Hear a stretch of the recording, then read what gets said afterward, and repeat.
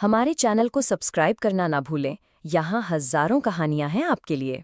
माँ से बात करने के बाद अभिमन्यु खाना खाते हुए बोला, पता नहीं इप्शिता ने खाना खाया भी होगा या नहीं। वहाँ मुंबई में तो वो हमेशा हमारे साथ ही डिनर करती थी। डिनर क्या, हम लोग तो अपना ब्रेकफास्ट और लंच भी एक साथ ही करते थे। अभिमन्यु के दिमाग में यही बातें चल रही थीं। तभी उसके सामने इप्शिता की सारी वो यादें जो पिछले कुछ दिनों में उनके साथ हुई थीं, उसकी आंखों के सामने घूमने लगीं। वो इप्शिता को याद करके मुस्कुराने लगा। उसने अपने मन में कहा, हम इप्शिता के बारे में सोचकर इतने खुश क्यों हो रहे हैं। अभिमन्यु ने खुद से ये सवाल किया। उसे समझ नहीं आ रहा था कि वो इप्शिता के बारे में ये सब कुछ कैसे और क्यों सोच रहा है। वही इप्शिता भी बार बार अभिमन्यु के बारे में सोच रही थी। उसने अपने मन में कहा, एक काम करते हैं, अभिमन्यु को मैसेज करके पूछते हैं कि उन्होंने खाना खाया या नहीं। खुद से इतना बोलकर उसने अपना मोबाइल फोन उठाया और डाइनिंग टेबल के नीचे छुपाते हुए उसने बिल्कुल चुपके से अभिमन्यु को मैसेज किया। जैसे ही अभिमन्यु ने इप्शिता का मैसेज देखा, अभिमन्यु के चेहरे पर मुस्कुराहट आई। उसने अपने मन में कहा, इसका मतलब हम ही नहीं, इप्शिता भी हमारे बारे में सोच रही हैं। हम दोनों एक दूसरे के बारे में सोच रहे हैं। इसका क्या मतलब है? शायद हम दोनों को एक दूसरे की आदत हो गई है। अभिमन्यु ने इप्शिता के मैसेज का रिप्लाई दिया और इप्शिता ने जैसे ही उसका रिप्लाई देखा, वो धीरे से मुस्कुराई और अपना खाना खाने लगी। अभिमन्यु जैसे ही अपने कमरे में पहुंचा, उसने तुरंत इप्शिता को कॉल कर दिया। इप्शिता खाना खा रही थी और जैसे ही उसने अभिमन्यु का कॉल आते हुए देखा, सब लोग उसकी तरफ देखने लगे। इप्शिता ने जल्दी से फोन साइलेंट पर कर दिया। इप्शिता की माँ ने हैरानी से उसकी तरफ देखते हुए कहा, क्या हुआ, किसका फोन है? इप्शिता ने कहा, किसी का नहीं मॉम, वो ऐसे ही शायद कंपनी या किसी स्पैम कॉल का नंबर था। नंदिनी इप्शिता को उसके बहाना बनाने पर एकदम ही देखने लगी, क्योंकि उसे समझ आ गया था कि इप्शिता झूठ बोल रही थी। इप्शिता ने चुपचाप अभिमन्यु को मैसेज करते हुए कहा, सॉरी अभिमन्यु, हम अभी आपका फोन नहीं उठा सकते। हम सबके साथ बैठे हैं, थोड़ी देर में हम आपसे बात करते हैं। इतना बोलकर इप्शिता ने अपना फोन साइड में रखा। नंदिनी इप्शिता को इस तरह अभिमन्यु को चुपके से मैसेज करते देखकर मन ही मन मुस्कुराने लगी। तभी इप्शिता ने जल्दी से अपना डिनर फिनिश किया और वो टेबल से उठने ही वाली थी। तभी नंदिनी ने उसे रोकते हुए कहा, ईशु, तेरा डिनर हो गया? इप्शिता ने हाँ में अपना सिर हिलाते हुए कहा, हाँ हो गया, हम थोड़ा थक गए हैं, इसलिए हम अपने कमरे में रेस्ट करने जा रहे हैं। Good night mummy papa. Nandini भी उठकर उसके साथ बेडरूम की तरफ आते हुए बोली, मैं भी काफी थक रही हूँ, इसलिए चलो मैं भी सोने तुम्हारे साथ ही चलती हूँ। इप्शिता ने नंदिनी की तरफ देखा और वो दोनों चुपचाप बेडरूम में आ गईं। इप्शिता बार बार अपने मोबाइल फोन की तरफ देख रही थी। उसने अपने मन में कहा, अगर नंदिनी सोई नहीं तो हम अभिमन्यु से बात कैसे करेंगे? इप्शिता को इस तरह मोबाइल की तरफ देखकर और इतनी सोच में डूबा देखकर नंदिनी समझ गई कि जरूर इप्शिता को अभिमन्यु से बात करनी होगी। नंदिनी ने अपने मन में कहा, जब तक मैं जागती रहूंगी मुझे नहीं लगता ये जीजू से बात करेगी। एक काम करते हूँ, मैं सोने का नाटक करती हूँ ताकि मेरे सोते ही ये जीजू से बात करे और फिर बाद में मैं इसे जीजू का नाम लेकर छेड़ूंगी। नंदिनी के मन में जैसे ही ये शरारती आइडिया आया, वो बहुत ही खुश हो गई और उसे ये आइडिया इतना ज्यादा पसंद आया कि उसने उबासी लेते हुए कहा, ईशु, मुझे ना नींद आ रही है, मैं सोने जा रही हूँ, तो प्लीज सोते टाइम लाइट्स ऑफ कर देना।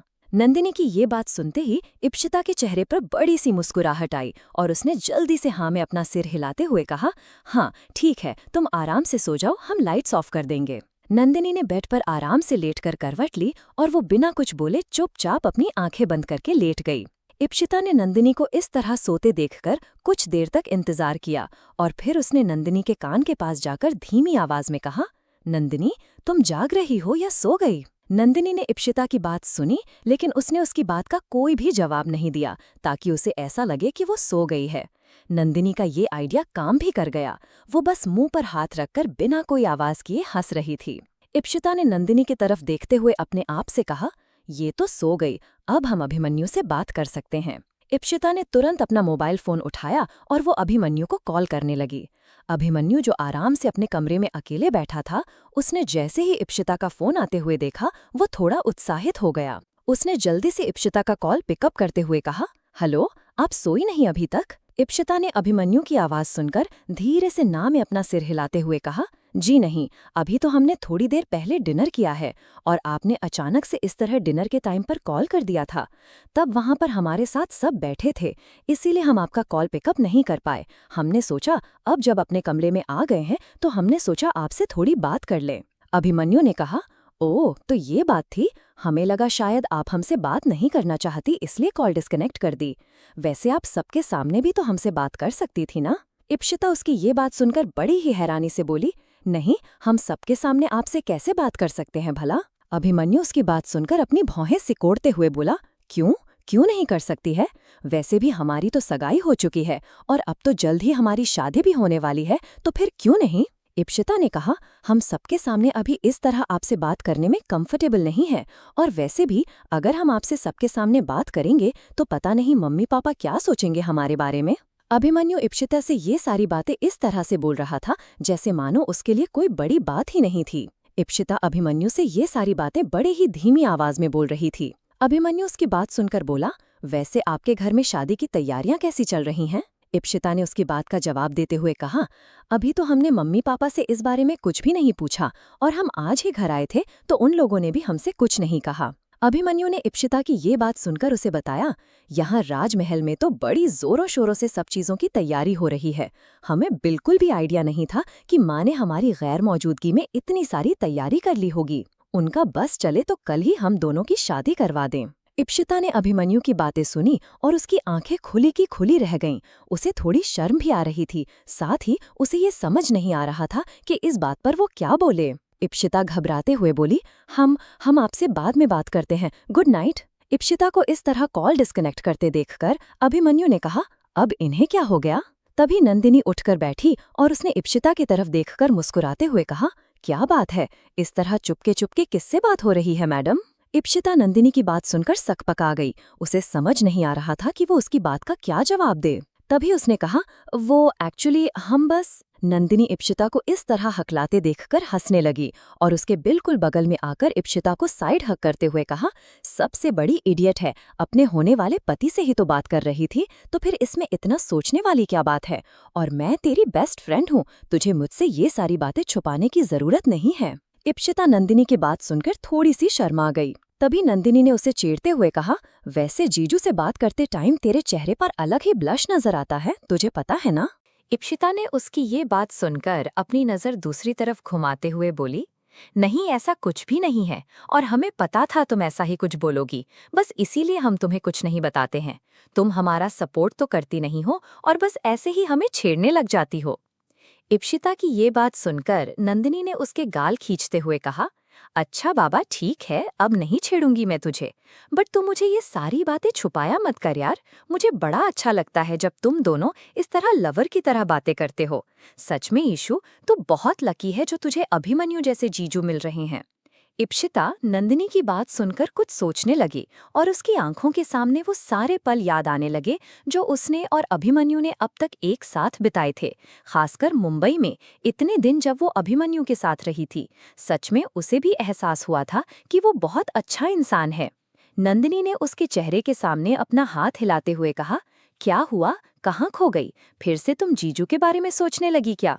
इप्शिता ने काफी ज्यादा परेशान होते हुए अपने सिर पर हाथ रखते हुए कहा, अरे नहीं, उन्होंने ऐसा तो कुछ नहीं कहा, और हम तो बस अपने मम्मी पापा के बारे में सोच रहे हैं। जब से आए हैं उन लोगों ने अब तक शादी को लेकर कोई भी बात नहीं की, पता नहीं कौन सा बम फोड़ने वाले हैं। नंदिनी ने उसकी बात सुनकर कहा, अरे कोई बम नहीं फोड़ेंगे अंकल आंटी भी, क्योंकि सब कुछ बिल्कुल सही जा रहा है। तुम बेकार में ही हर चीज की कुछ ज्यादा ही टेंशन लेती हो। इतना बोलकर नंदिनी ने इप्शिता का हाथ पकड़ा और उसके सिर से उसका हाथ हटाते हुए कहा, तुम इन सारी चीजों के बारे में सोचना बंद करो और चलो चुपचाप लेट जाओ और सोने की कोशिश करो, सुबह जो होगा देख लेंगे। नंदिनी की बातें सुनकर इप्शिता ने गहरी सांस लेते हुए कहा, ठीक है, वैसे भी हमें भी नींद आ ही रही है, इतना थके हुए हैं, शायद इसीलिए ही मम्मी पापा ने कुछ नहीं कहा होगा। वैसे तुम ठीक कह रही हो। नंदिनी ने इप्शिता को चिढ़ाते हुए उसी के अंदाज में बोला, हम हमेशा ही ठीक कहते हैं और तुम्हारी तरह एक्स्ट्रा सोचते भी नहीं हैं। तुम भी हमारी तरह ही रहा करो, कुछ तो सीखो। उसके ऐसा करने पर इप्शिता ने गुस्से में घूरकर उसकी तरफ देखा और बोली, नंदिनी की बच्ची, हमें चिढ़ा रही हो ना तुम्हें तो हम छोड़ेंगे नहीं। इतना बोलकर इप्शिता आगे आई और उसने बेड पर पड़ा हुआ तकिया उठा लिया और नंदिनी तुरंत ही बेड की दूसरी साइड से उतर गई। अपने चेहरे के सामने हाथ करते हुए बोली, अरे मैं बस मजाक कर रही थी यार, क्या तू भी सीरियस हो जाती है? मुझे भी पता है तू मेरी तरह कभी नहीं बन सकती, तू ऐसे ही अच्छी है, मेरी बेस्टी, वर्ल्ड बेस्ट है। इतना बोलते हुए उसने इप्शिता को रोकने की कोशिश की और इप्शिता ने वो तकिया जानबूझकर उसके साइड में फेंक दिया और फिर वो बेड पर बैठ गई और बोली, अच्छा ठीक है, चलो सो जाओ, वैसे भी हम नाराज नहीं हैं तुमसे, क्योंकि तुम और तुम्हारी फालतू बातों की वजह से ही तो हम थोड़ा सा खुश रहते हैं। क्रमशः हमारे चैनल को सब्सक्राइब करना ना भूलें, यहाँ हजारों कहानियां हैं आपके लिए। नंदिनी ने इप्शिता को चिढ़ाते हुए उसके ही अंदाज में कहा, हम हमेशा ही ठीक कहते हैं और तुम्हारी तरह एक्स्ट्रा सोचते भी नहीं। तुम भी हमारी तरह ही रहा करो, कुछ तो सीखो। उसके ऐसा करने पर इप्शिता ने गुस्से में घूरकर उसकी तरफ देखा और कहा, नंदिनी की बच्ची, हमें चिढ़ा रही हो ना तुम? तुम्हें तो हम छोड़ेंगे नहीं। इतना बोलकर इप्शिता आगे आई और उसने बेड पर पड़ा हुआ तकिया उठा लिया। नंदिनी तुरंत ही बेड की दूसरी साइड से उतर गई और अपने चेहरे के सामने हाथ करते हुए बोली, अरे मैं बस मजाक कर रही थी यार, क्या तू भी सीरियस हो जाती है? मुझे भी पता है तू मेरी तरह कभी नहीं बन सकती, तू ऐसे ही अच्छी है, मेरी बेस्टी, वर्ल्ड बेस्ट है। इतना बोलते हुए उसने इप्शिता को रोकने की कोशिश की।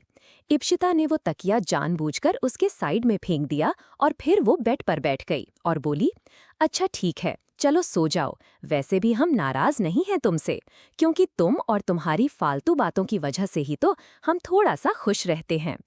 इप्शिता को आराम से बैठते देख नंदिनी ने चैन की सांस ली। फिर उसके पीछे आकर बैठते हुए नंदिनी ने इप्शिता के कंधे पर हाथ रखा और उसे बैक हक करते हुए बोली, अरे अभी तुम थोड़ा खुश रहती हो ना, देखना जीजू से शादी होने के बाद उनकी वजह से तुम बहुत ज्यादा खुश रहोगी। नंदिनी की ये बात सुनकर इप्शिता उसकी तरफ देखते हुए मुस्कुराई और फिर वो दोनों ही अपनी जगह पर लेट गईं। वहां अभिमन्यु ने अपने फोन की तरफ देखते हुए कहा, इप्शिता को क्या हो गया? उन्होंने अचानक से इस तरह से कॉल डिस्कनेक्ट क्यों कर दिया? हो सकता है कोई आ गया हो और वैसे भी वो थकी होगी, उन्हें रेस्ट करने देते हैं, बात तो हमसे बाद में भी कर लेंगे। अभिमन्यु भी इतना सोचकर चुपचाप बेड पर आकर लेट गया। अगले दिन सुबह इप्शिता और नंदिनी दोनों काफी गहरी नींद में सो रही थीं। तभी इप्शिता की माँ उसके बेडरूम में आई और उन्होंने इप्शिता को उठाते हुए कहा, इप्शिता उठिए। इप्शिता अपनी माँ की आवाज सुनकर अपनी आंखें मलते हुए बोली, क्या हुआ मॉम, आप इतनी सुबह सुबह हमारे रूम में क्या कर रही हैं? इप्शिता की माँ ने कहा, सबसे पहली बात तो सुबह हुए काफी समय बीत गया है, उठिए और घड़ी की तरफ नजर डालिए, 10 बजने वाले हैं, कितनी देर तक सोएंगी आप? इप्शिता अपनी माँ की बात सुनकर बोली, 10 बजने वाले हैं, हम इतनी देर तक सोते रहे? इप्शिता ने खुद से ही ये सवाल किया। इप्शिता की माँ ने उसकी बात पर कोई जवाब नहीं दिया और वो अपनी आंखें घुमाते हुए बोली, चलो अब इतना शोक करने की जरूरत नहीं है, फटाफट रेडी हो जाओ, थोड़ी देर में रानी सा आपसे मिलने आने वाली हैं। इप्शिता उनकी बात सुनकर थोड़ी सी कंफ्यूज होते हुए बोली, लेकिन क्यों मम्मी, किस लिए? इप्शिता की माँ ने इप्शिता को बोलते हुए देखकर कहा, हमसे ज्यादा सवाल जवाब मत करिए इप्शिता, फटाफट आप रेडी हो जाइए, वो किसी भी समय यहाँ पहुँच सकती हैं और हमें रीजन नहीं पता कि वो यहाँ क्यों आ रही हैं। उन्होंने हमसे फोन करके इतना कहा कि वो आपसे मिलना चाहती हैं, इसलिए हम आपको जगाने के लिए आई हैं। अब ज्यादा देर मत करिएगा और फटाफट रेडी होकर नीचे आ जाइए। इप्शिता ने धीरे से अपना सिर हिलाया और वो चुपचाप फ्रेश होने के लिए वॉशरूम में चली गई। इप्शिता की माँ सीधे उसके रूम से बाहर निकल गई। इप्शिता थोड़ी देर में रेडी हुई और वो नंदिनी के साथ नीचे डाइनिंग हॉल में आकर बैठी। वो ब्रेकफास्ट करने के लिए डाइनिंग टेबल पर बैठी थी। तभी नंदिनी ने इप्शिता के कान के पास आकर धीमी आवाज में कहा, मुझे शॉपिंग पर जाना है ईशु, इसलिए तू अपनी मम्मी पापा से परमिशन ले ले, वरना अगर उन्होंने तुझे नहीं जाने दिया तो फिर मुझे अकेले शॉपिंग करनी पड़ेगी। इप्शिता नंदिनी की ये बात सुनकर अपनी पलकें झपकाते हुए अपने पापा और मम्मी की तरफ देखने लगी। तभी इप्शिता के पापा ने उससे पूछा, क्या बात है इप्शिता, आपको हमसे कुछ कहना है क्या? इप्शिता ने धीरे से अपना सिर हिलाते हुए कहा, हाँ पापा, एक्चुअली नंदिनी को शादी की कुछ शॉपिंग करनी थी, तो क्या हम उसके साथ मॉल जा सकते हैं? उदय उन दोनों की तरफ देखने लगा। तभी इप्शिता की माँ ने कहा, नहीं, अभी आप कहीं नहीं जाओगी। जब तक रानी सा यहाँ आकर आपसे मिलकर नहीं चली जाती, तब तक आपको यहीं रहना है। हम नहीं चाहते वो यहाँ पर आपसे मिलने आए और आप यहाँ घर पर ना रहो। सोचो उन्हें कैसा लगेगा। इप्शिता अपनी माँ की तरफ हैरानी से देखने लगी। तभी इप्शिता की माँ ने कहा, आप अभी मत जाइए, लेकिन हाँ, जब आपकी होने वाली सास आपसे मिलकर चली जाएगी तब आप शॉपिंग के लिए जा सकती हैं। मैं संजय के साथ जा रही हूँ। अपनी माँ की बात सुनकर इप्शिता बिल्कुल चुप हो गई। तभी इप्शिता के पापा ने कहा, कोई बात नहीं उदय, नंदिनी को लेकर शॉपिंग पर चले जाना। उदय ने जैसे ही ये बात सुनी, उसके चेहरे पर बड़ी सी मुस्कान आई। वो अपने डैड की तरफ देखकर थोड़ा कंफ्यूज होकर बोला, लेकिन डैड, आज ऑफिस में मेरी एक मीटिंग है। उदय की ये बात सुनकर इप्शिता के पापा ने कहा, कोई बात नहीं, वो मीटिंग हम हैंडल कर लेंगे। आप इन दोनों को शॉपिंग पर लेकर चले जाइए।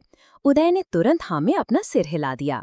इप्शिता और नंदिनी ब्रेकफास्ट कर ही रही थीं, तभी नंदिनी ने कहा, ईशु, तू मुझे यहाँ के सबसे अच्छे मॉल में ले चलना, जहाँ पर सबसे ज्यादा डिजाइनर लहंगे मिलते हों, क्योंकि मुझे तेरी बारात में सबसे अच्छा लहंगा पहनना है। मैं चाहती हूँ कि तेरे ससुराल की तरफ से जितने भी लोग आएं, वे सब तुझे देखने के बाद मेरी भी तारीफ करें। इप्शिता उसकी ये बात सुनकर धीरे से अपना सिर हाँ में हिलाते हुए बोली, क्यों, ऐसा क्यों कह रही हो तुम? मतलब तुम्हें हमारे ससुराल वालों की अटेंशन चाहिए? नंदिनी ने इप्शिता की बात सुनकर धीरे से ना में अपना सिर हिलाते हुए कहा, अरे नहीं, तुम्हारे ससुराल वालों की अटेंशन किसे चाहिए? हमें तो बस जीजू के उस हैंडसम दोस्त की अटेंशन चाहिए, ताकि मैं भी तेरी तरह सेटल हो सकूं और आराम से अपनी लाइफ बिता पाऊं। इप्शिता नंदिनी की बात सुनकर उसके कंधे पर मारते हुए बोली, सच में तुम बिल्कुल पागल हो। उन दोनों को इस तरह हंसते मुस्कुराते बात करते देखकर उदय भी उन दोनों की ही तरह मुस्कुराने लगा, क्योंकि उसे सुनाई नहीं दे रहा था कि वे दोनों सहेलियां आपस में क्या बातें कर रही थीं। काफी देर हो गई थी, अभी तक अभिमन्यु की माँ वहां नहीं पहुंची थी। इप्शिता ने घड़ी की तरफ देखते हुए कहा, अब तो दोपहर के 2 बजने वाले हैं, अभी तक अभिमन्यु आई क्यों नहीं? नंदिनी ने जैसे ही इप्शिता की ये बात सुनी, उसने उसे चिढ़ाते हुए कहा, क्या बात है, अपनी सास की बड़ी याद आ रही है तुम्हें? अभी से तुम तो पूरी राजवंशी परिवार की फिक्र करने लगी हो, और अपनी सासू माँ की तो कुछ ज्यादा ही। नंदिनी की बात सुनकर इप्शिता उसे घूरते हुए देखने लगी। तभी उसने उसे डांटते हुए कहा, जस्ट शट अप, ऐसा कुछ भी नहीं है, हम तो बस ये कह रहे थे कि। इप्शिता बोल ही रही थी कि तभी नंदिनी ने कहा, हाँ हाँ बोलो बोलो, बना लो कोई बहाना, लेकिन मैं तुम्हारे बहाने बहुत अच्छी तरह से समझती हूँ। अब तो धीरे धीरे तुम पूरी तरह से राजवंशी होती जा रही हो। चलो, वैसे अच्छी बात है, शादी में अब वैसे भी ज्यादा समय नहीं बचा है। अब तो तुम्हें धीरे धीरे ये आदत डाल ही लेनी चाहिए, क्योंकि अब तो तुम बहुत जल्द एक इप्शिता सूर्यवंशी से इप्शिता अभिमन्यु राजवंशी हो जाओगी। इप्शिता नंदिनी की ये बात सुनकर मन ही मन मुस्कुराने लगी। उसे अपने नाम के साथ अभिमन्यु का नाम जुड़ते सुनकर बड़ा अच्छा लग रहा था। उसने अपने मन में कहा, हमें अपनी शादी की बात सोचकर इतनी खुशी क्यों हो रही है? इप्शिता ये सोच ही रही थी कि नंदिनी ने उसके कंधे पर हाथ रखते हुए कहा, क्या हुआ, फिर से जीजू के ख्यालों में खो गई क्या? इप्शिता उसकी बात सुनकर हड़बड़ाते हुए बोली, नहीं नहीं, हम तो किसी के ख्यालों में नहीं खोई हैं, तुम फालतू की बातें मत किया करो। वैसे भी हम तो सिर्फ इसलिए ये बात बोल रहे थे कि जितनी देर उन्हें यहाँ आने में लगेगी, हम उतनी देर से शॉपिंग के लिए जा पाएंगे, और तुम हो कि मुझे परेशान करने में लगी हो। नंदिनी इप्शिता को साइड हक करते हुए बोली, अरे बाबा ठीक है, अच्छा नहीं करती मैं तुझे परेशान। नंदिनी और इप्शिता वहीं हॉल में ही बैठकर ये सारी बातें कर रही थीं। तभी इप्शिता के फोन पर मैसेज नोटिफिकेशन की आवाज आई। जैसे ही इप्शिता ने अपना मोबाइल फोन उठाया, उसने देखा अभिमन्यु का नाम स्क्रीन पर पॉप हो रहा था। उसने जल्दी से अपना मोबाइल फोन अनलॉक किया और अभिमन्यु का मैसेज चेक करने लगी। उसने मैसेज पढ़ा। उसमें अभिमन्यु ने लिखा था, इप्शिता, क्या मासा वहां पहुंच गई? इप्शिता ने धीरे से अभिमन्यु के मैसेज का रिप्लाई करते हुए कहा, नहीं, अभी तक तो आपकी मासा नहीं आई है यहाँ। अभिमन्यु ने कहा, थोड़ी देर में वो पहुंचती ही होगी। इप्शिता अभिमन्यु का मैसेज देखकर तुरंत उसे रिप्लाई करते हुए बोली, वैसे अभिमन्यु, हमें एक बात बताइए, मासा इस समय सिर्फ हमसे मिलने आ रही हैं या फिर कोई और बात भी है? अभिमन्यु ने कहा, है, कुछ तो बात है, वो हम आपको नहीं बताएंगे। वो मासा जब वहां पहुंचेंगी तो आपको खुद ही पता चल जाएगा। इप्शिता अभिमन्यु की ये बात सुनकर थोड़ी सी सोच में पड़ गई। तभी नंदिनी ने उसके फोन में झांकते हुए कहा, किसे टेक्स्ट कर रही है तू? इप्शिता ने फोन नीचे करते हुए कहा, किसी को नहीं। नंदिनी ने इप्शिता को घूरते हुए देखकर कहा, मैं सब जानती हूँ तेरी बातें, जीजू से बात कर रही है ना तू, बोल। इप्शिता नंदिनी से अपनी नजर चुराने लगी। तभी नंदिनी ने इप्शिता को टिकल करते हुए कहा, बोलो बोलो, सच सच बताओ, दिखाओ दिखाओ, मुझे भी दिखाओ, क्या बात कर रही हो तुम जीजू से? नंदिनी सारी बातें बोलते हुए काफी ज्यादा एक्साइटेड हो गई थी। तभी इप्शिता की माँ और डैड बाहर आकर बैठे। नंदिनी उन्हें देखकर बिल्कुल शांत हो गई। इप्शिता के माँ डैड शादी को लेकर ही कोई बात कर रहे थे। इप्शिता उनकी बातें सुनकर उठकर खड़ी हुई और अपने रूम की तरफ जाने लगी। तभी उनके घर का एक नौकर भागते हुए इप्शिता की मम्मी और पापा के सामने आकर अपना सर झुकाते हुए कहा, सर, वो रानी सा की गाड़ियां गेट पर आकर रुक गई हैं। जैसे ही इप्शिता ने ये बात सुनी, वो वहीं रुक गई। इप्शिता की माँ जल्दी से उठकर खड़ी होते हुए बोली, रानी सा आ गईं, कोई बात नहीं, हम अभी जाकर उनका वेलकम करते हैं। इप्शिता हैरानी से अपनी माँ की तरफ देख रही थी। अभिमन्यु की माँ सीधे उनके हॉल में आकर रुकीं। इप्शिता की माँ उनके पास गई और उन्हें अंदर की तरफ लेकर आईं। तभी अभिमन्यु की माँ ने एक बड़ी सी थाल के ऊपर से लाल रंग का बड़ा शाही कपड़ा हटाया। वो थाल सीधे उनके हाथ में पकड़ाते हुए कहा, सुहासिनी जी, ये लीजिए, हमारे यहाँ शादी का कार्ड सबसे पहले समधिये को ही दिया जाता है, इसलिए हम यहाँ आपको अभिमन्यु और इप्शिता की शादी का कार्ड देने आए हैं। इप्शिता उनकी ये बात सुनकर चुपचाप अपनी माँ के पीछे आकर खड़ी हो गई। तभी रानी सा की नज़र इप्शिता पर गई। उन्होंने आगे बढ़कर इप्शिता का हाथ पकड़ा और उसे अपने बगल में बिठाते हुए कहा, कैसी हैं आप इप्शिता? इप्शिता ने धीमी आवाज में कहा, मैं ठीक हूँ आंटी। अभिमन्यु की माँ ने कहा, हम आपसे मिलना चाह रहे थे, इसलिए हमने सोचा कि आज का दिन काफी अच्छा है और आज हम आपसे मिलने आ ही गए।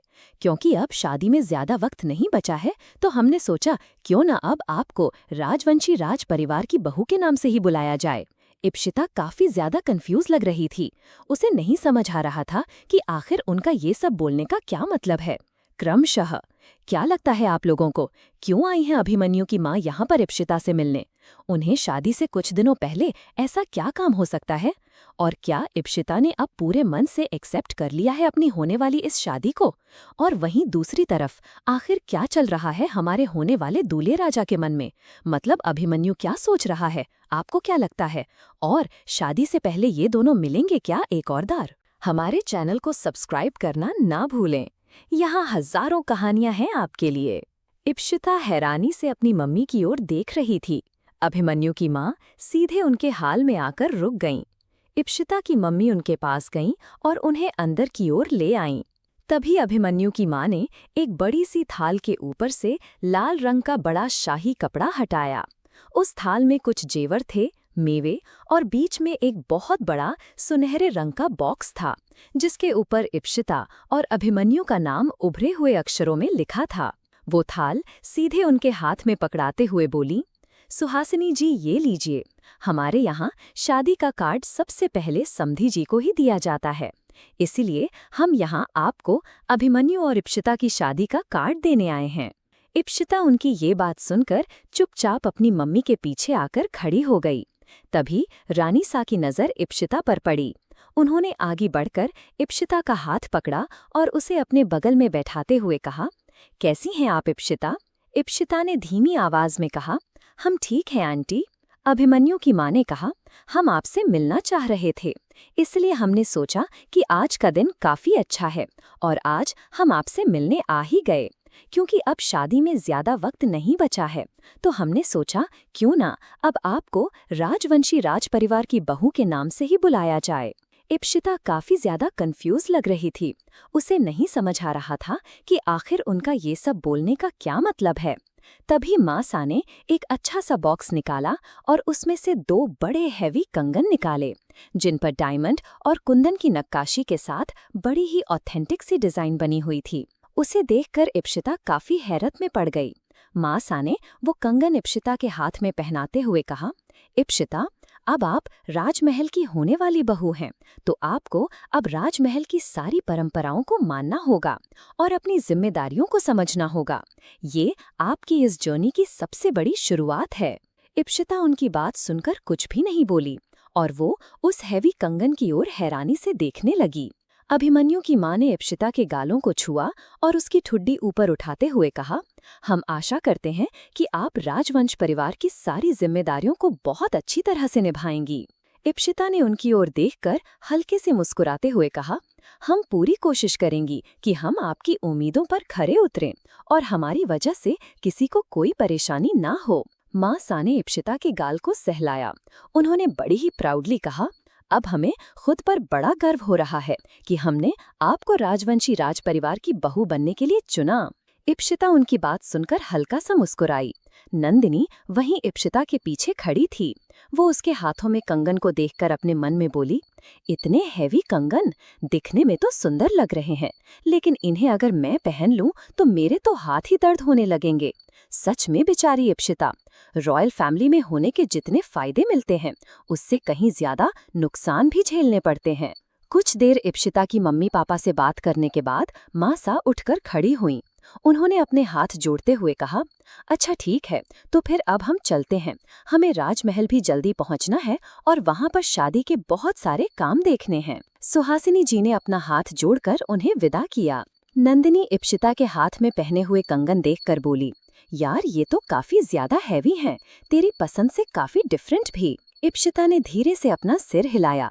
नंदिनी की ये बात इप्सिता की मम्मी ने सुन ली। वो नंदिनी को घूरते हुए देखकर बोली, वो राजमहल के शाही कंगन हैं, तुम्हारी पसंद और नापसंद मायने नहीं रखती।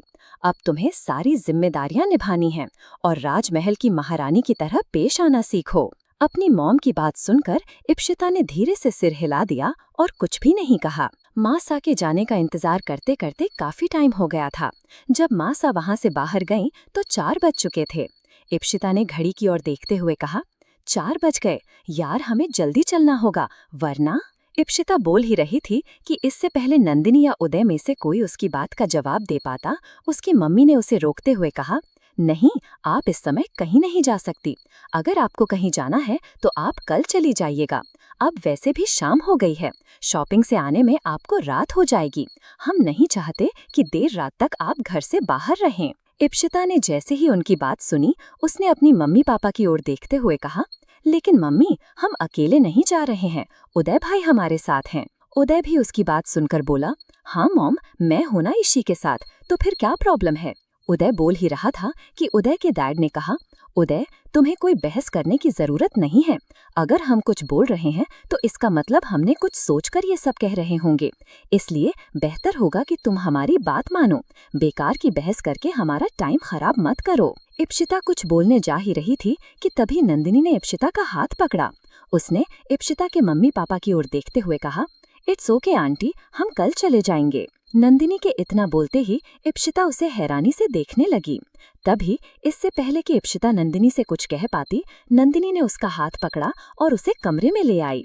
इप्सिता ने नंदिनी को घूरते हुए देखकर कहा, हम नीचे मम्मी पापा से बात कर रहे थे, तुम हमें इस तरह लेकर क्यों लाई हो? कम से कम मेरी बात तो पूरी होने देती। नंदिनी ने इप्सिता को बेड पर आराम से बैठाते हुए कहा, मैं नहीं चाहती कि तेरे मॉम डैड किसी भी तरह से तुझ पर इस तरह की रोक टोक लगाएं और फिर तू उनसे बहस करे। मैं नहीं चाहती कि मेरी वजह से कोई भी प्रॉब्लम क्रिएट हो।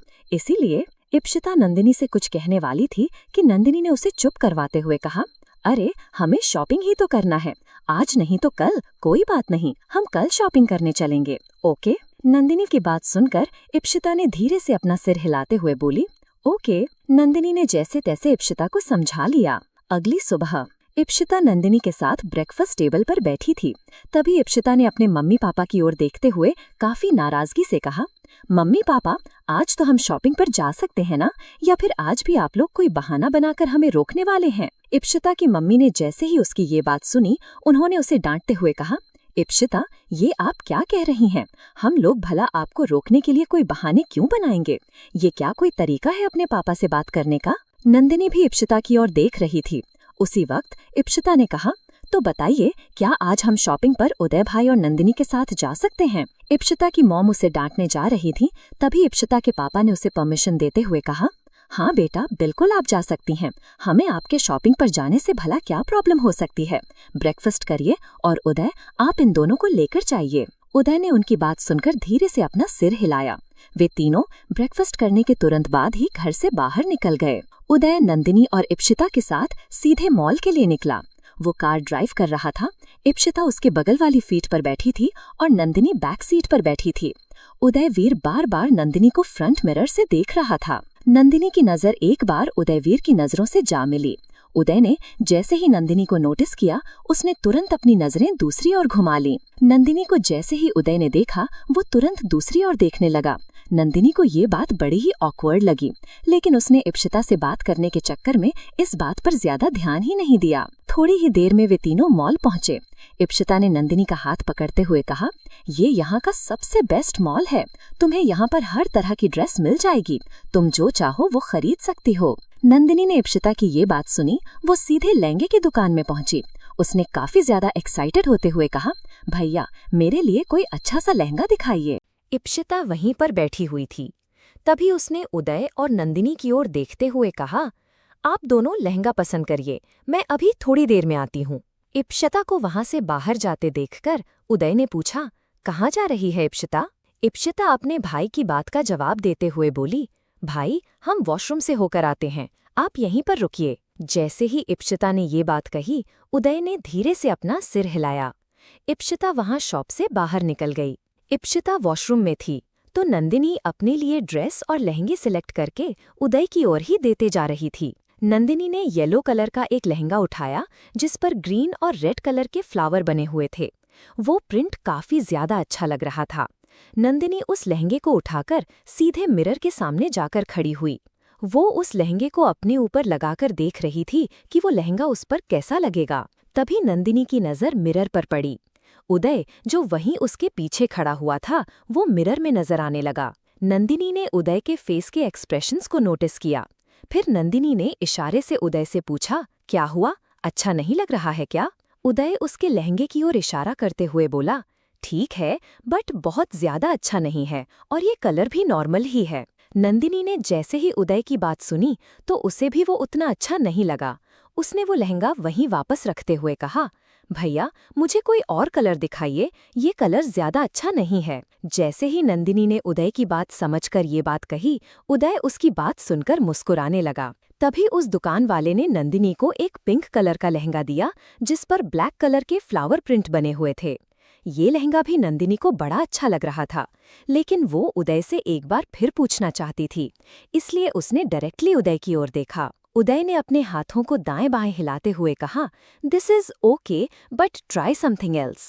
नंदिनी उदय की बात समझ गई। उसने सामने टंगे एक ब्लैक कलर के लहंगे को उठाया जिस पर सिल्वर कलर से बहुत ही हल्की डिजाइन बनी हुई थी। उसे देखकर नंदिनी ने कहा, भैया मुझे वो वाला लहंगा दिखाइए। जैसे ही नंदिनी ने वो लहंगा उठाया, उदय के चेहरे पर मुस्कुराहट आ गई।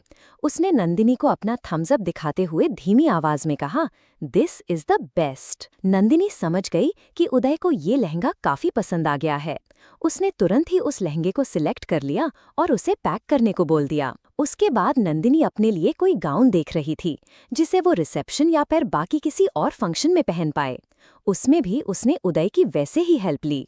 उदय वहीं किनारे चुपचाप खड़ा उसे इशारों ही इशारों में सारी चीज बता रहा था और नंदिनी उसके इशारे को तुरंत ही समझ जा रही थी। नंदिनी ने भी नोटिस किया कि उदय की पसंद काफी अच्छी थी और जो कि नंदिनी को भी पसंद आ रहा था, और पता नहीं क्यों लेकिन उसे उदय के साथ शॉपिंग करके काफी अच्छा लगा और इस बीच उसने इप्शिता को एक बार भी मिस नहीं किया। वहीं दूसरी ओर इप्शिता वॉशरूम से बाहर निकली। तभी इप्शिता के सामने कुछ लोगों की भीड़ नजर आई। इप्शिता उस भीड़ की ओर देखते हुए बोली, ये यहाँ पर इतनी भीड़ क्यों लगी हुई है, क्या हो गया यहाँ पर? आई थिंक मुझे जाकर देखना चाहिए। इप्शिता सीधे उस भीड़ वाली जगह की ओर जाने लगी। इप्शिता उस जगह पर जैसे ही पहुंची तो उसने देखा किसी न्यू शॉप की ओपनिंग सेरेमनी हो रही थी। वो कोई ज्वेलरी शॉप लग रही थी। इप्शिता ने देखा वहां पर एक सूट बूट पहनकर एक आदमी खड़ा था जिसके हाथ में कैंची थी और वो उससे दुकान के गेट पर लगे हुए रेड कलर के रिबन को काट रहा था। उसे वो आदमी काफी ज्यादा पहचाना सा लगा और इसीलिए वो वहां पर रुक गई। क्रमशः हमारे चैनल को सब्सक्राइब करना ना भूलें, यहाँ हजारों कहानियां हैं आपके लिए। वहीं दूसरी तरफ इप्शिता वॉशरूम से बाहर निकली। तभी उसकी नज़र कुछ लोगों की भीड़ पर पड़ी। इप्शिता ने उस भीड़ की ओर देखते हुए कहा, ये यहाँ पर इतनी भीड़ क्यों लगी हुई है, क्या हो गया यहाँ पर? आई थिंक मुझे जाकर देखना चाहिए। इप्शिता सीधे उस भीड़ वाली जगह की ओर जाने लगी। उस जगह पर पहुंचते ही उसने देखा कि किसी नई दुकान का उद्घाटन हो रहा था। वो ज्वेलरी की दुकान लग रही थी। वहां एक सूट बूट पहना आदमी खड़ा था। उसके हाथ में कैंची थी और वो दुकान के गेट पर लगे लाल रिबन को काट रहा था। वो आदमी उसे कुछ पहचाना सा लगा, इसलिए वो वहीं रुक गई। इप्शिता ने धीमी आवाज में कहा, इतनी भीड़ देखकर हम तो बेकार में ही परेशान हो रहे थे कि पता नहीं यहाँ पर क्या हो गया। यहाँ पर कोई शॉप की ओपनिंग सेरेमनी चल रही है, लेकिन ये कौन है जो ओपनिंग कर रहा है? पता नहीं क्यों मुझे ऐसा लग रहा है जैसे कि। इप्शिता थोड़ा आगे बढ़कर झांकने की कोशिश की, लेकिन वहां बहुत भीड़ थी, जिसकी वजह से वो पूरी तरह आगे नहीं पहुंच पाई और ना ही उसे कुछ ज्यादा नजर आया। इसलिए निराश होकर वो वहां से मुड़कर जाने ही वाली थी कि उसके कानों में एक आवाज पड़ी। थैंक यू सो मच कुंवर सा, आप यहाँ हमारी इस छोटी सी शॉप की ओपनिंग सेरेमनी के लिए आए। आप सच में बहुत काइंड हार्टेड हैं। मुझे तो लग रहा था मेरी छोटी सी शॉप पर आने के लिए आप टाइम ही नहीं दे पाएंगे, लेकिन आपने अपना इतना कीमती टाइम मेरे लिए निकाला, उसके लिए थैंक यू सो मच। हमारी तरफ से ये आपके लिए एक छोटा सा गिफ्ट। इतना बोलकर उस शॉप के ओनर ने एक बहुत ही प्यारा डायमंड नेकलेस अभिमन्यु के हाथ में पकड़ा दिया। अभिमन्यु ने नेकलेस लिया, फिर उसने शॉप के ओनर की तरफ देखकर कहा, अरे इसकी कोई जरूरत नहीं थी, हम तो यहाँ पर थोड़े अपने काम से आए थे, तो सोचा क्यों ना आपकी शॉप की ओपनिंग सेरेमनी भी कर दें। उस दुकान के ओनर ने कहा, प्लीज सर, इसे मेरी तरफ से छोटा सा गिफ्ट समझकर एक्सेप्ट कर लीजिए। मैं जानता हूँ आपके हिसाब से ये ज्यादा अच्छा तो नहीं है, बट। अभिमन्यु ने उसकी बात बीच में ही रोकते हुए कहा, अरे नहीं नहीं, ऐसी कोई बात नहीं है, हमें ये अच्छा लगा। इतना बोलकर अभिमन्यु ने अपनी घड़ी में टाइम देखते हुए कहा, काफी टाइम हो गया है, तो फिर हम चलते हैं। इतना बोलकर अभिमन्यु मुड़ा ही था कि उसे अपने सामने इप्शिता खड़ी दिखाई दी। अभिमन्यु ने इप्शिता को देखते ही अपने मन में कहा, आप यहाँ? इप्शिता ने अभिमन्यु की ओर देखा और चुपचाप वहां से जाने लगी। तभी अभिमन्यु इप्शिता के पीछे आते हुए बोला, कहाँ जा रही हैं आप? इप्शिता अभिमन्यु की आवाज सुनकर चलते चलते रुक गई। उसने अभिमन्यु की ओर मुड़कर थोड़ी हैरानी से कहा, आप यहाँ? अभिमन्यु ने धीरे से अपना सिर हिलाते हुए कहा, हाँ, हम एक्चुअली इस शॉप की ओपनिंग के लिए आए थे, लेकिन आप यहाँ क्या कर रही हैं? इप्शिता ने जवाब दिया, एक्चुअली नंदिनी को कुछ शॉपिंग करनी थी, इसलिए हम उसे यहाँ लेकर आए थे। वो अपने लिए कुछ कपड़े खरीद रही है। अभिमन्यु ने इधर उधर देखते हुए कहा, अच्छा, तो फिर आप यहाँ क्या कर रही थीं? आपको उसके साथ कपड़े नहीं खरीदने थे? इप्शिता ने बताया, वो एक्चुअली हम वॉशरूम गए थे, तभी हमें यहाँ पर इतनी भीड़ देखी तो हमें लगा शायद यहाँ पर कुछ सीरियस चल रहा है या फिर कुछ और, इसीलिए हम देखते हुए यहाँ पर आए। जब हमने यहाँ पर आपको देखा तो हम काफी हैरान हो गए। अभिमन्यु इप्शिता की बात सुनकर बोला, नंदिनी अकेले हैं क्या? इप्शिता ने बताया, नहीं, उदय भाई हैं वहाँ। अभिमन्यु इप्शिता की बात सुनकर थोड़ा सोचते हुए बोला, अगर नंदिनी अपना शॉपिंग कर रही है और आपके उदय भाई उनके साथ हैं, तो फिर चलिए हम दोनों साथ में एक कॉफी ही पी लेते हैं। इप्शिता उसकी बात सुनकर हैरानी से उसकी ओर देखने लगी। उसे बिल्कुल भी उम्मीद नहीं थी कि अभिमन्यु सीधे ही उसे इस तरह साथ चलकर कॉफी पीने के लिए बोलेगा। और इप्शिता पता नहीं क्यों, लेकिन अभी उसके साथ जाना नहीं चाहती थी, इसलिए उसने इधर उधर देखकर थोड़ा असहज होते हुए कहा, नहीं, अभी हमारा कॉफी पीने का मन नहीं है, सॉरी, हम फिर कभी चलेंगे। इतना बोलकर वो वहां से जाने लगी। उसे रोकने की कोशिश करते हुए अभिमन्यु ने कहा, अरे एक मिनट, काफी नहीं तो फिर साथ में लंच ही कर लेते हैं। एक्चुअली हमें थोड़ी भूख भी लगी थी, अब जब आप हमें यहाँ मिल ही गई हैं तो हम साथ में लंच कर लेते हैं। इप्शिता अभिमन्यु की बात सुनकर कुछ सोच ही रही थी। उसे इस तरह सोचते देखकर अभिमन्यु ने अपने मन में कहा, लगता है कि फिर से मना करने वाली है और मन में कोई बहाना सोच रही है। इप्शिता कोई जवाब दे पाती उससे पहले ही अभिमन्यु ने कहा, ठीक है, अगर आपको हमारे साथ लंच नहीं करना तो कोई बात नहीं, आपको इतना परेशान होने और सोचने की जरूरत नहीं है। अभिमन्यु इससे पहले अपनी बात पूरी कर पाता, इप्शिता ने मना करते हुए कहा, नहीं, हमें कोई प्रॉब्लम नहीं है, चलिए अगर आपको भूख लगी है तो चलते हैं हम, लेकिन हम सोच रहे थे कि एक बार हम उदय भाई और नंदिनी को बता देते हैं। अभिमन्यु खुश होते हुए बोला, हाँ बिल्कुल, चलिए आप उन्हें मैसेज करके बता दीजिएगा कि आप हमारे साथ हैं। हम जानते हैं उदयवीर को इस बात से कोई प्रॉब्लम नहीं होगी। इप्शिता अभिमन्यु की बात सुनकर धीरे से मुस्कुराई। उसने अपनी पलकें झपकाईं। वो दोनों एक साथ सीधे उसी मॉल के एक फेमस रेस्टोरेंट में गए। अभिमन्यु को देखते ही उस रेस्टोरेंट का मालिक दौड़ता हुआ उसके पास आया। उसने अभिमन्यु के सामने आकर अपना हाथ जोड़ते हुए कहा, कुंवर सा, आप हमारे रेस्टोरेंट में? आज तो हमारे रेस्टोरेंट के भाग्य ही खुल गए। आइए, अंदर आइए। रेस्टोरेंट का मालिक अभिमन्यु को इतनी ज्यादा रिस्पेक्ट दे रहा था। अभिमन्यु इप्शिता की ओर देखकर मुस्कुराया। इप्शिता के साथ ही वो सीधे उस रेस्टोरेंट के मालिक के पीछे पीछे गया। उस रेस्टोरेंट के मालिक ने सबसे अलग और प्राइवेट जगह अभिमन्यु को दी। फिर उसने मेन्यू कार्ड अभिमन्यु और इप्शिता के हाथ में देते हुए कहा, बताइए सर एंड मैम, क्या खाएंगे आप? वो खुद ही अभिमन्यु का ऑर्डर ले रहा था। अभिमन्यु ने इप्शिता की तरफ देखते हुए कहा, आपको कुछ ऑर्डर करना है? इप्शिता ने कहा, 1 mix veg soup please. Abhimanyu ने उसकी बात सुनकर कहा, दैट्स नॉट फेयर, ये कौन सी बात होती है? हम यहाँ पर लंच करने के लिए आए हैं, सूप पीने के लिए नहीं। कुछ खाने के लिए तो ऑर्डर करिए। इप्शिता ने उस मेन्यू कार्ड की तरफ देखा। तभी वो रेस्टोरेंट का मालिक मुस्कुराते हुए बोला, मैम, हमारा रैवियोली पास्ता बहुत टेस्टी है, हमारे रेस्टोरेंट की बेस्ट डिश है। Do you want to try it?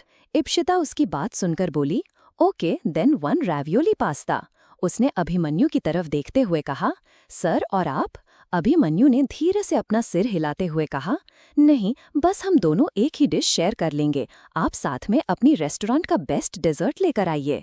Ipshita Abhimanyu की बात सुनकर उसकी तरफ हैरानी से देखने लगी। लेकिन अभिमन्यु ने जैसे ही इप्शिता के एक्सप्रेशन को नोटिस किया, उसने पूछा, हम आपके साथ डिश शेयर कर सकते हैं ना? इप्शिता ने धीरे से हाँ में अपना सिर हिलाते हुए कहा, हाँ बिल्कुल, हमें कोई प्रॉब्लम नहीं है। वैसे भी हम अब अपनी आने वाली पूरी लाइफ शेयर करने वाले हैं और ये तो सिर्फ खाने की चीज है। इतना बोलकर वो मुस्कुराई और अभिमन्यु इप्शिता की मुस्कुराहट देखकर और उसकी ये बात सुनकर काफी ज्यादा खुश हो गया। उसे भी अंदर से अपने मन में काफी कुछ फील हुआ, क्योंकि एक तरह से इप्शिता बिल्कुल सही बोल रही थी। वो दोनों एक दूसरे की तरफ ही देख रहे थे कि तभी वो ओनर वहां से चला गया। इप्शिता नंदिनी और उदय को मैसेज करने लगी।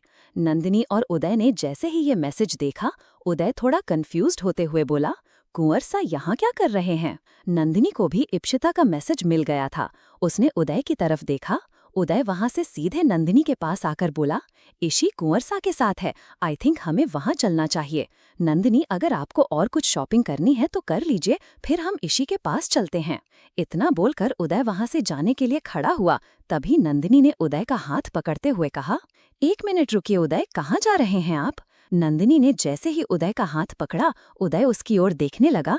नंदिनी ने जल्दी से उदय का हाथ छोड़ते हुए कहा, सॉरी, वो हम। उदय ने नंदिनी की बात पूरी होने से पहले ही बोल दिया, इट्स ओके। नंदिनी ने उदय को समझाते हुए कहा, 1 मिनट। उदय नंदिनी के बगल में बैठा।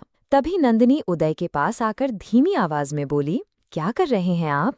अगर वो दोनों एक साथ हैं तो फिर हमें वहां जाने की क्या जरूरत है? उदय नंदिनी की बात सुनकर थोड़ा कंफ्यूज होते हुए बोला, क्या मतलब है आपका नंदिनी? नंदिनी उदय से ये बात बोल ही रही थी कि तभी सामने खड़े शॉपकीपर दोनों की तरफ देखने लगे। तभी नंदिनी धीरे से उदय के कान के पास आई और वो उसके कान में धीमी आवाज में बोली, उन दोनों की शादी होने वाली है।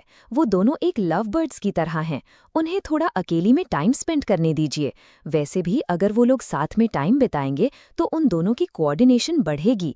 वो लोग एक दूसरे को ज्यादा अच्छी तरह से समझ पाएंगे। नंदिनी ये सारी बात बहुत ही धीमी आवाज में उदय के कान के पास आकर बोल रही थी। जब नंदिनी बातें बोल रही थी तो उदय को अपनी कान और गर्दन पर नंदिनी की सांसें महसूस हो रही थीं।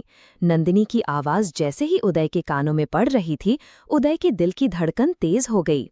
तभी नंदिनी अपनी बात बोलकर पीछे हटी। फिर उसने उदय की तरफ देखते हुए कहा, आप समझ गए ना हमारी बात? उदय नंदिनी के चेहरे की तरफ ही देख रहा था। तभी नंदिनी ने उदय की आंखों के सामने अपना हाथ हिलाते हुए कहा, उदय, क्या सोचने लगे आप समझ गए ना कि मैं क्या बोल रही हूँ? उदय ने नंदिनी की बात सुनकर धीरे से हाँ में अपना सिर हिला दिया और बोला, हाँ, हम समझ गए। वैसे आप ये सब पैक करवा दीजिए। उदय की बात सुनकर नंदिनी अपने लिए कुछ ड्रेस देखते हुए बोली, भैया बस इन्हें पैक कर दीजिए। और कहाँ पे करना है मुझे? उस आदमी ने कहा, प्लीज मैम, आप मेरे साथ चलिए। उदय और नंदिनी सीधे काउंटर पर गए। नंदिनी ने बिल देखा। नंदिनी बिल देखकर थोड़ी शॉक हुई। उसने धीमी आवाज में कहा, यहाँ के कपड़े तो कुछ ज्यादा ही एक्सपेंसिव हैं। कहते हुए नंदिनी अपने पर्स में देख रही थी। उसके पास ज्यादा कैश नहीं थे। उदय ने इस बात को नोटिस किया। तभी उस आदमी ने पूछा, मैम आप कैश पेमेंट करेंगी या कार्ड? नंदिनी ने अपने पर्स से अपना कार्ड निकालते हुए कहा, कार्ड। उस आदमी ने नंदिनी को स्वाइप करने के लिए कार्ड मशीन दिया। नंदिनी कार्ड स्वाइप करके अपना पासवर्ड डाल रही थी, तभी उसका कार्ड काम ही नहीं किया। शॉपकीपर ने कहा, आई एम सॉरी मैम, आपका कार्ड इनवैलिड बता रहा है। नंदिनी उसकी बात सुनकर हैरत से बोली, लेकिन ऐसा कैसे हो सकता है? नंदिनी ने अपना वो कार्ड दोबारा स्वाइप किया। उसमें फिर से वही प्रॉब्लम आ रही थी। नंदिनी ने उस कार्ड को अपने पर्स में रखते हुए कहा, 1 मिनट रुकिए, मैं आपको दूसरा कार्ड देती हूँ। नंदिनी अपना दूसरा कार्ड पर्स में ढूंढने लगी। तब तक उदय आगे आया और उसने अपना कार्ड निकालकर बिल पे कर दिया। नंदिनी उसे ऐसा करते देखकर बोली, ये क्या कर रहे हैं आप? हमारे पास दूसरा कार्ड भी है। उदय नंदिनी की तरफ देखकर मुस्कुराते हुए बोला, इट्स ओके। जैसे ही उदय ने अपना कार्ड लगाया, वो एक बार में ही लग गया। उदय ने वो पेमेंट कर दी। नंदिनी उदय की तरफ बड़ी ही एम्बैरेस्ड नजरों से देख रही थी। उसने अपने कार्ड को गुस्से से देखते हुए कहा, आज ही तुम्हें मेरी बेइज्जती करवानी थी। पता नहीं क्या सोच रहे होंगे उदय। नंदिनी को खुद पर बहुत गुस्सा आ रहा था। तभी वो सारे बैग्स शॉपकीपर ने नंदिनी के सामने रखे। नंदिनी वो बैग्स उठाने लगी। उदय ने उसके हाथ से आधे बैग्स ले लिए। नंदिनी उदय की ओर बड़ी ही हैरानी से देखने लगी। उसे समझ नहीं आ रहा था कि वो कैसे बिहेव करे, उदय से क्या बात करे। क्रमशः हमारे चैनल को सब्सक्राइब करना ना भूलें। यहाँ हजारों कहानियां हैं आपके लिए। नंदिनी अपना दूसरा कार्ड पर्स में ढूंढने लगी। तब तक उदय आगे आया और उसने अपना कार्ड निकालकर बिल पे कर दिया। नंदिनी उसे ऐसा करते देख बोली, ये क्या कर रहे हैं आप? हमारे पास दूसरा कार्ड भी है। उदय नंदिनी की तरफ देखकर मुस्कुराते हुए बोला, इट्स ओके। जैसे ही उदय ने अपना कार्ड लगाया, वो एक बार में ही लग गया। उदय ने पेमेंट कर दिया। नंदिनी उदय की तरफ बड़ी ही शर्मिंदा नजरों से देख रही थी। नंदिनी ने अपने कार्ड को गुस्से से देखते हुए कहा, आज ही तुम्हें मेरी बेइज्जती करवानी थी। पता नहीं क्या सोच रहे होंगे उदय। नंदिनी को खुद पर बहुत गुस्सा आ रहा था। तभी दुकानदार ने सारे बैग नंदिनी के सामने रखे। नंदिनी वे बैग उठाने लगी। उदय ने उसके हाथ से आधे बैग ले लिए। नंदिनी उदय को बड़ी ही हैरानी से देखने लगी। उसे समझ नहीं आ रहा था कि वो कैसे व्यवहार करे, उदय से क्या बात करे। जैसे ही वे लोग दुकान से बाहर निकले, नंदिनी ने उदय से धीमी आवाज में कहा, थैंक्स, पता नहीं हमारे कार्ड में क्या प्रॉब्लम हो गई। नंदिनी काफी शर्मिंदगी के साथ सारी बातें बोल रही थी। तभी उदय ने नंदिनी की तरफ देखकर मुस्कुराते हुए कहा, आप अभी और कितनी बार हमें थैंक यू बोलेंगी? हमने कहा ना, आपको इतनी बार थैंक यू बोलने की जरूरत नहीं है। It's completely fine. Nandini Uday की बात सुनकर बिल्कुल चुप हो गई। तभी उदय ने नंदिनी की तरफ देखते हुए कहा, अगर आपको थैंक यू बोलना ही है तो क्या आप हमारे साथ एक कॉफी पीने चल सकती हैं? नंदिनी उदय की बात सुनकर हैरानी से उसकी तरफ देखने लगी। तभी उदय ने कहा, इप्शिता कुंवर सा के साथ है और वापस नहीं आ जाती तो हमें कहीं तो उसका इंतजार करना होगा ना। उदय बोल ही रहा था कि तभी नंदिनी ने कहा, वैसे भी हम इतनी ज्यादा देर कहीं खड़े भी तो नहीं हो पाएंगे। उदय नंदिनी की बात सुनकर मुस्कुराया और वो उसे लेकर सीधे उसी मॉल की एक कॉफी शॉप के अंदर चला गया। इधर इप्शिता और अभिमन्यु लंच के लिए बैठे हुए थे। तभी उनका ऑर्डर उनकी टेबल पर आया। अभिमन्यु ने इप्शिता की प्लेट में पास्ता सर्व किया। इप्शिता अभिमन्यु के इतने सज्जन व्यवहार को देखकर मन ही मन मुस्कुराई। अभिमन्यु इप्शिता के साथ वहीं बैठकर वो पास्ता एंजॉय करने लगा। इप्शिता ज्यादा कुछ खा नहीं रही थी और अभिमन्यु चुपचाप पास्ता एंजॉय कर रहा था। इप्शिता अभिमन्यु की तरफ बड़ी ही प्यार से देख रही थी। कभी कभी अभिमन्यु की नजरें इप्शिता पर गईं तो इप्शिता ने तुरंत अपनी नजरें दूसरी तरफ घुमाईं। अभिमन्यु ने कहा, आप हमें ऐसे क्यों देख रही हैं? कुछ कहना है क्या आपको? इप्शिता ने धीरे से सिर हिलाते हुए कहा, नहीं, हमें कुछ नहीं कहना, बोलकर चुपचाप खाने लगी। तभी अभिमन्यु ने अपने कंधे उचकाए और उसने धीमी आवाज में कहा, हमें ऐसे देख रही हैं जैसे हम अभिमन्यु नहीं बल्कि कोई भूत हैं। अभिमन्यु इतना बोलकर चुपचाप खाना खाने लगा। इप्शिता अभिमन्यु की तरफ देखकर हल्का सा मुस्कुराई और उसकी नजर फिर से इप्शिता पर गई। अभिमन्यु ने इप्शिता को इस तरह मुस्कुराते देखकर कहा, क्या बात है, आप इस तरह क्यों मुस्कुरा रही हैं? कोई जोक याद आ गया क्या आपको? इप्शिता ने अभिमन्यु के चेहरे की तरफ इशारा करते हुए कहा, वो आपके चेहरे पर कुछ लगा है। अभिमन्यु ने कहा, क्या? अभिमन्यु अपने हाथ से उस जगह को टच करने लगा जहां पर पास्ता की सॉस लगी हुई थी। अभिमन्यु अपने हाथ से मुंह को साफ कर ही रहा था, तभी इप्शिता ने टिश्यू पेपर उठाकर धीरे से आगे झुकते हुए अभिमन्यु के मुंह के पास लगी उस पास्ता सॉस को साफ कर दिया। अभिमन्यु इप्शिता को ऐसा करते देखकर उसकी आंखों में आंखें डालकर देखने लगा। इप्शिता की नजरें अभिमन्यु के होठों के पास थीं। वो बड़े ही हल्के हाथों से और बड़े प्यार से अभिमन्यु के होठों पर लगी पास्ता सॉस को साफ करने लगी। तभी इप्शिता की नजरें अभिमन्यु से मिली और वे दोनों एक दूसरे की नजरों में खो गए। इप्शिता और अभिमन्यु एक दूसरे की नजरों में खोए हुए थे। दोनों के दिल की धड़कनें तेज हो गई थीं। ना ही अभिमन्यु अपनी नजरें इप्शिता की तरफ से हटा पा रहा था और ना ही इप्शिता अभिमन्यु की तरफ से किसी दूसरी तरफ देखना चाहती थी। वे दोनों अपने इस प्यार भरे पल में कैद हो गए थे। तभी वहां पर एक वेटर आया। उसने टेबल पर डेजर्ट की प्लेट उनके सामने टेबल पर लाकर रखी। उसकी आवाज से ही इप्शिता और अभिमन्यु का ध्यान भंग हुआ।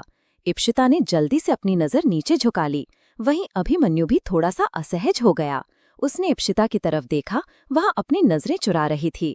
तभी अभिमन्यु ने कहा, ये हमें क्या हो जाता है? हम जब जब इप्शिता के इतने करीब आते हैं या फिर हम दोनों एक दूसरे की नजरों में देखकर कैसे खो जाते हैं?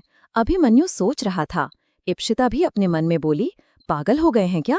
हम भी कैसे पागलों की तरह उनकी नजरों में देख रहे थे।